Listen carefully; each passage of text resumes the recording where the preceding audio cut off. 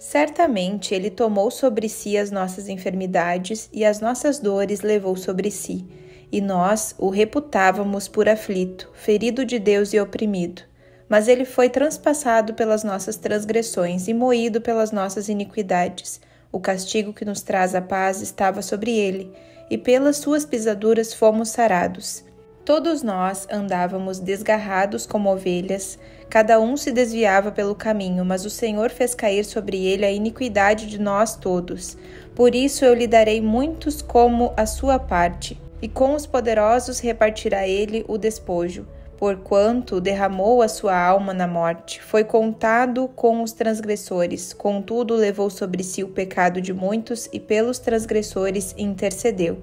Isaías 53, 4, versículos de 6 a 12.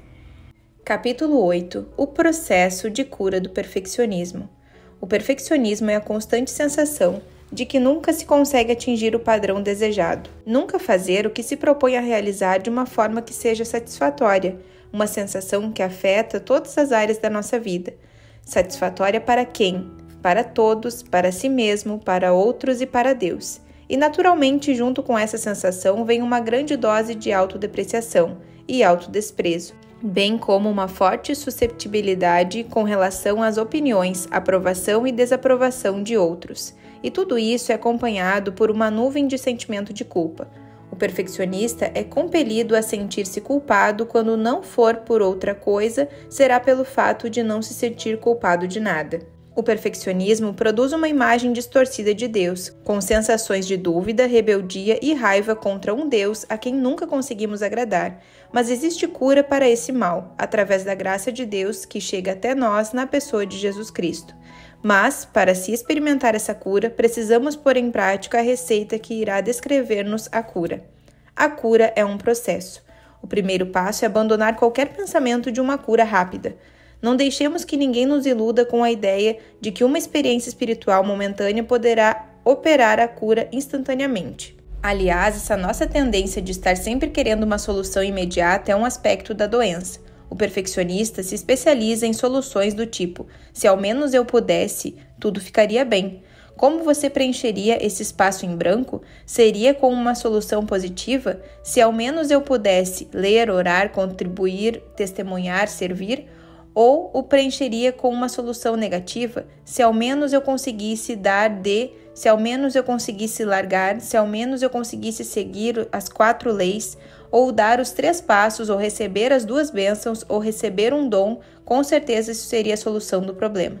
Cada uma dessas formas desesperadas de uma solução rápida é a busca da fórmula mágica, e não de um milagre.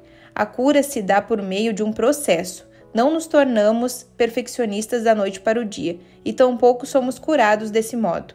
A cura envolve um processo de crescimento na graça, de reprogramação da mente e de restauração de todos os aspectos de nossa vida. Precisaremos de uma cura da mente com suas ideias distorcidas, da cura dos nossos sentimentos com seus traumas emocionais, da cura das percepções com suas avaliações depreciativas e da cura do nosso relacionamento com os outros com todas as suas contradições destrutivas. Precisaremos também de uma cura interior que venha atuar sobre nossas lembranças e apague esses replays em câmera lenta de imagens passadas e que tanto interferem em nossa vida. Alguém pode achar que isso implicará uma transformação total, pois implica mesmo, e a cura do perfeccionismo se inicia com a disposição de nos submetermos a esse processo. Deus ficará satisfeito com você. Deus não somente estará conosco em cada etapa desse processo de cura, como também ficará satisfeito conosco em cada fase dele. Na Bíblia, a palavra graça acha-se sempre relacionada com a presença do doador da graça. Nunca devemos empregar esse termo como se estivéssemos descrevendo uma espécie de vantagem que Deus nos concede. A graça significa a presença de Deus conosco, misericordioso. A minha graça te basta. 2 Coríntios 12, versículo 9. Ali não diz apenas graça, mas a minha graça. Uma das frases que Paulo mais gostava de repetir era a graça do nosso Senhor Jesus Cristo. 1 Coríntios 16, 23, Gálatas 6, 18, Filipenses 4, 23, 1 Tessalonicenses 5, 28, 2 Tessalonicenses 3, 18. A graça não é um artigo de luxo, mas o próprio Senhor que vem a nós em sua misericórdia. O Deus cheio de amor e de graça nos aceita como somos e se oferece a nós, ternamente, agora, na situação atual e não quando nos mostrarmos um pouco melhores. Deus se agrada de nós quando iniciamos esse processo de cura, assim como pais amorosos ficam felizes quando um filho começa a aprender a andar. Essa é uma condição de muita alegria num lar, principalmente quando se trata do primeiro filho. Ele tropeça, derruba a cadeira e talvez até entorte o quebra-luz um pouquinho. Mas será que os pais o repreendem? Dizem que estão aborrecidos com ele por não estar andando com perfeição? Será que o pai vai berrar com ele? Ei, garoto, você tem condição de andar melhor. E será que a mãe vai implicar? Esse passo que você deu foi muito errado, por isso é que caiu e se machucou. Está vendo como muitas vezes vemos a Deus como um pai neurótico? Se Jesus estivesse pregando o Sermão do Monte dentro desse contexto, ele poderia parafrasear essa ideia da seguinte maneira: se vós, que sois maus, sabeis agir tão bem com seus filhos, quando estão aprendendo a andar, quanto mais o Pai Celestial ficará satisfeito com cada passo que derdes deste processo de cura. Deus ficará satisfeito conosco a cada passo que dermos.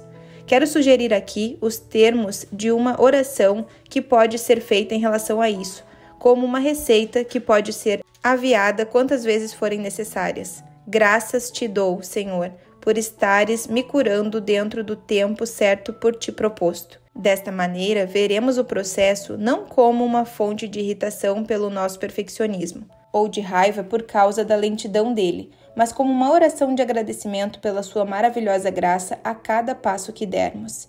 Causas básicas. Nossos problemas emocionais muitas vezes têm origem na imagem que fazemos de Deus, no tipo de pessoas que vemos, ou no modo de vida que levamos, nas imagens que obtivemos ao contemplar o mundo através das janelas da infância. A maioria das pessoas constrói seus conceitos e sentimentos acerca do Pai Celeste a partir de seu pai ou mãe, e esses sentimentos se tornam interligados e confusos. Mas essas sensações de culpa e sentimentos contraditórios não são a voz de Deus. Na verdade, são a voz constante da mãe ou do pai, ou de um irmão ou irmã, ou algo que introjetamos e que exerce pressões sobre nós. Lembremos que os padrões básicos de relacionamento que temos para com as outras pessoas derivam dos padrões de relacionamento que tivemos com a nossa família. Pais eternamente insatisfeitos. Uma das situações mais comuns nos lares e que produz o perfeccionismo e a depressão é o fato de termos pais sempre insatisfeitos. São pais cujo amor aos filhos é condicionado, pois exigem que certos níveis sejam atingidos, que se tirem notas altas ou que tenham o melhor desempenho possível no campo esportivo ou espiritual. O filho recebe pouca ou nenhuma aprovação, mas muita crítica. Mesmo essa pouca aprovação é condicional. Às vezes o incentivo é dado apenas para salientar mais o fato de que poderia e deveria ter se saído melhor. Os 3 10 que a criança traz no boletim nem são mencionados, mas o 9, acho que você pode se esforçar mais. Pode fazer esse 9 virar 10. E depois, quando a criança se esforça e faz aquele 9 virar 10 e mostra o boletim para a mãe, certa de que ela vai ficar muito satisfeita, ela olha por um instante e logo depois franze a testa e diz: "Puxa vida, como foi que sujou esse casaco assim? Deve ter derramado comida na roupa, lá na cantina da escola. Você ficou andando o dia todo com essa roupa suja?" Na verdade, o que ela estava dizendo era: "Ô menino ingrato, você está me deixando muito mal diante das outras pessoas?" Esses pais que nunca estão satisfeitos e que amam os filhos com um afeto condicionado levam-nos a estabelecer para si alvos sempre inatingíveis e padrões que nunca são alcançados. Faz alguns anos, uma senhora me disse que todas as vezes em que dizia as palavras obedecer ou obediência num sermão, ela se sentia incomodada e com um senso de culpa. Quando era criança, a mãe costumava vestir-lhe uma roupa muito bonita quando ela saía para brincar e depois lhe dizia: "Olhe, veja se não suja esse vestido lá fora. Tive muito trabalho para passar todos esses babados." Podemos imaginar como o vestido estava de tardinha, e quando ela entrava em casa, a mãe a repreendia severamente. "Menina desobediente, você nunca me obedece." Ela fizera exigências absurdas para a criança, pedidos impossíveis de serem obedecidos, completamente em desacordo com a realidade infantil. E ao ver que a filha não os atendia, castigava, inculcando-lhe assim o senso de culpa. Vivendo num lar profundamente religioso, aquela menina, hoje mulher feita, formou horríveis conceitos a respeito de Deus, o que não era de se admirar, e criou uma imagem própria muito desfavorável, toda envolvida numa nuvem de complexos de culpa. Situação instável no lar. Em um de seus livros, o escritor inglês Charles afirmou o seguinte: no mundo infantil, a maior dor é a da injustiça. A instabilidade emocional no lar produz injustiça. Quando os pais não sabem controlar suas próprias emoções, a criança nunca sabe que reação obterá deles. Betty tinha uma vida espiritual cheia de altos e baixos. Ela se esforçava, mas tinha muita dificuldade em crer e ter confiança. Às vezes tinha sentimentos de autocondenação e culpa, tão fortes que não aguentava vir à igreja. Afinal, fizemos um trato. Ela poderia sentar-se no último banco, perto de uma das saídas. E se não suportasse alguma coisa em meu sermão, poderia sair. E muitas vezes via sair em momentos que dizia coisas que eu não considerava pesadas. Mas que família difícil era a dela. Era como viver pisando em ovos dia e noite. O pai era alcoólatra, a mãe era dessas pessoas caladas demais, calma e silenciosa como um vulcão adormecido, que pode entrar em erupção a qualquer momento. Nunca me esqueço de uma coisa que Betty disse. Eu nunca sabia se ia receber um abraço ou um tapa.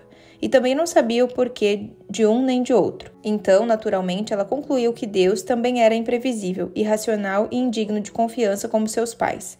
Além dessas cicatrizes emocionais, ela possuía também cicatrizes físicas. Fizeram uma cirurgia para corrigir um deslocamento no queixo, e as cicatrizes tinham deixado marcas dolorosas em sua lembrança, as quais precisavam ser curadas, para que ela pudesse crer nesse Deus de quem provém toda boa dádiva e dom perfeito. No Deus em que não há a menor mudança nem sombra de variação. Tiago 1, versículo 17. Não é difícil compreender que um lar desses pode tornar-se a sementeira de pessoas emocionalmente mutiladas e perfeccionistas, pais que nunca estão satisfeitos, rejeição própria, padrões insuportáveis. Todas essas coisas criam nos indivíduos reações erradas. Está entendendo por que a cura é um processo que exige tempo, esforço e muitas vezes a assistência de um conselheiro e sempre a comunhão e o apoio em amor dado pelo corpo de Cristo? Tiago dá a entender que, em muitos casos, essa renovação, essa reprogramação e cura só se dão quando temos comunhão uns com os outros e oramos uns pelos outros. Tiago 5, versículo 17. A força da timidez. Muitas das mágoas que recebemos nesse mundo tão difíceis de serem definidas, elas fazem parte dessa vida que levamos no mundo caído. Ben era uma das pessoas mais tímidas com quem já trabalhei. Às vezes nem conseguia ouvir o que ela dizia. O que foi que disse, Ben? Começamos um trabalho no sentido de fazê-lo falar mais alto. Fazia com que lesse para mim e dizia: leia um pouco mais alto, Ben. Diga o que quer, fale alto. Ele tinha tanto medo de ser uma carga para os outros que às vezes quem estava por perto chegava a sentir-se incomodado. Talvez até quiséssemos verificar se ele não estaria carregando um cartaz no peito e outro nas costas com os dizeres: perdoe-me por estar vivendo. Você já ouviu falar da ordem dos indivíduos tímidos e mansos? Parece até que formam o grupo dos capachos. Sua marca oficial é a luz amarela. Atenção, cuidado. Seu lema é: os mansos herdarão a terra, isto é, se todos estiverem de acordo. Essa associação foi fundada por Upton, que escreveu um panfleto instalado A Força da Timidez. Pois bem, o Ben poderia ser um dos membros fundadores dessa agremiação. No trabalho que empreendemos para fazê-lo expressar-se melhor, ele começou a desenvolver-se, mas sua cura teve início mesmo num seminário para casais. Ali, cercado por um grupo de casais que o amavam, aceitavam e apoiavam, ele começou a recordar uma série de fatos dolorosos guardados na lembrança. Recordava-se de haver escutado os vizinhos falando de sua família. A mãe dele era uma mulher muito frágil e nervosa. Sofrera um esgotamento nervoso e passara muitos anos na condição de quase inválida. E ele se lembrava de ter ouvido os vizinhos cochichando que ela tivera o esgotamento porque o garotinho seguia constantemente, sempre agarrado à barra de sua saia, e nunca deixava em paz. É um peso muito grande para se colocar nos ombros de uma criancinha e até mesmo de um adolescente. Você é o causador do esgotamento de sua mãe. É por sua causa que ela é uma inválida. Ben começou a chorar compulsivamente ao sentir alívio e ao se conscientizar de que o grupo de fato o aceitava e o amava.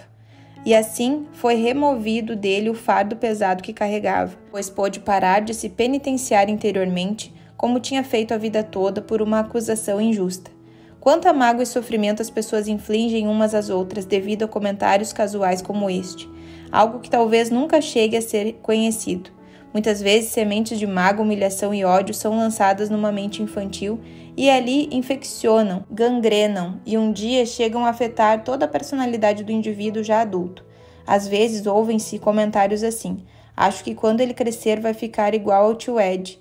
E quem é esse tio Ed? Bom, o tio Ed foi um homem que passou 10 anos numa penitenciária e morreu num asilo de doentes mentais.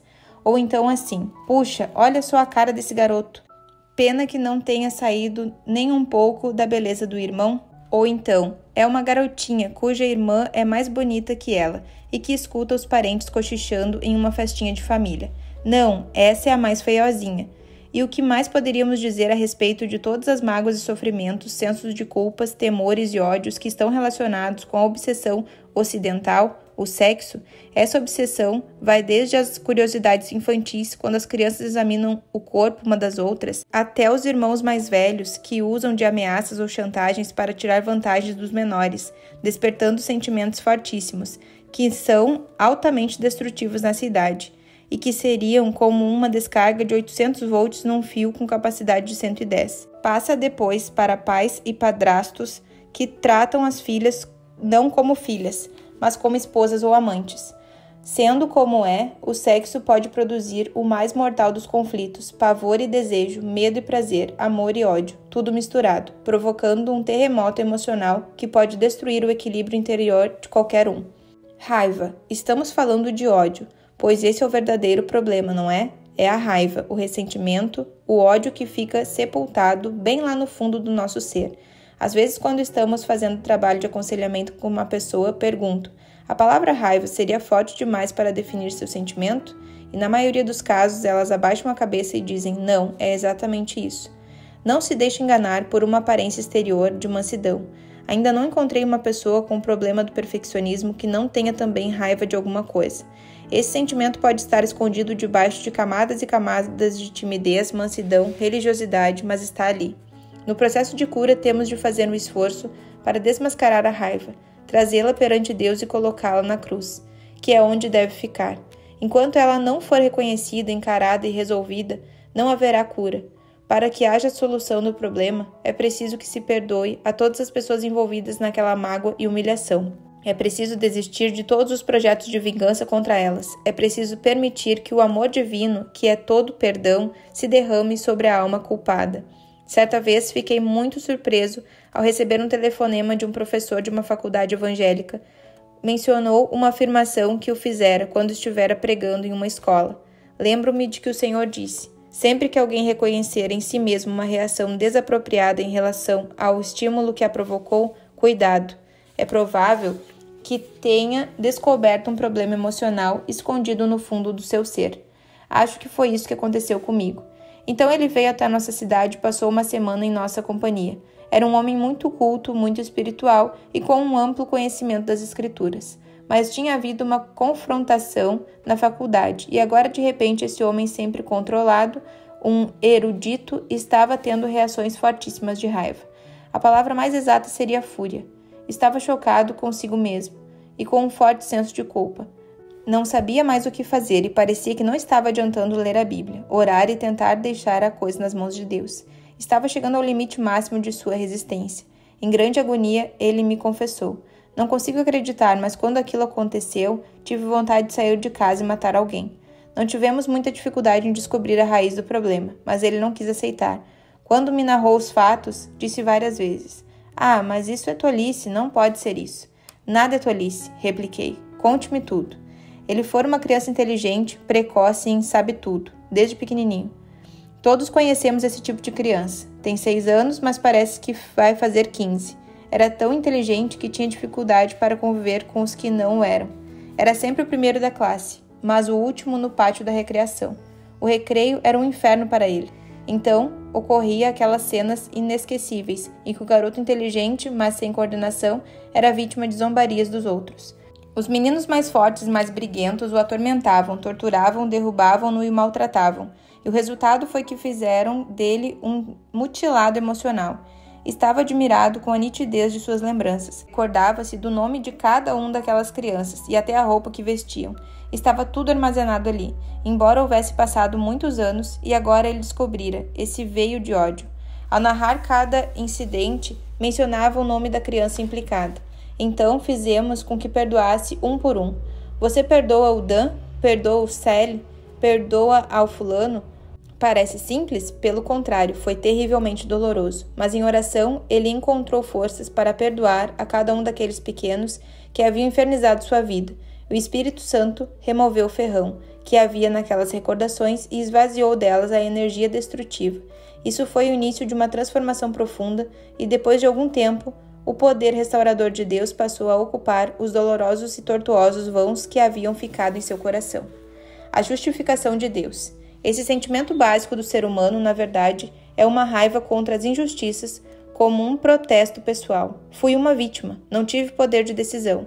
Não fui eu quem tomou a decisão de nascer. Não tive participação na escolha de meus pais. Não fui eu quem escolheu os meus irmãos. Não escolhi minhas dificuldades e enfermidades. Fui uma vítima, e essas minhas mágoas, humilhações e cicatrizes são injustiças, e muitas vezes vemos essa raiva escondida manifestar-se em perfeccionistas que querem corrigir todos os seus erros que vêm e acertar todos os erros do mundo. O lugar certo para a restauração e cura dessa personalidade lesada é a cruz, o ponto máximo de todas as injustiças. Ali, Deus mostrou sua total identificação conosco em nossos sofrimentos imerecidos, bem como nos castigos imerecidos. Não houve injustiça maior do que a da cruz. Ninguém sofreu maior rejeição que o Senhor. As acusações que lhe fizeram, o julgamento, sua crucificação foram atos terrivelmente injustos.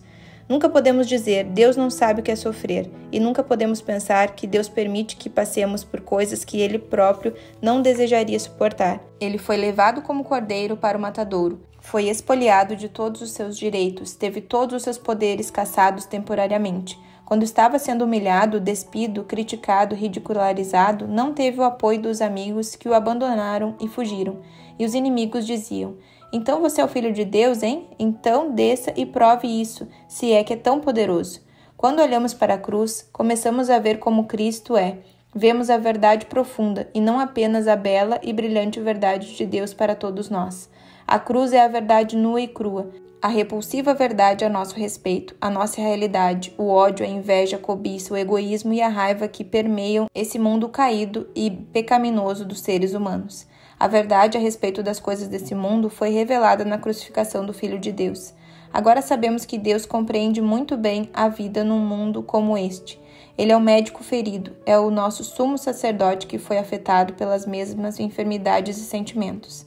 Essa é a inacreditável boa nova que damos aos perfeccionistas e que parece boa demais para ser verdade.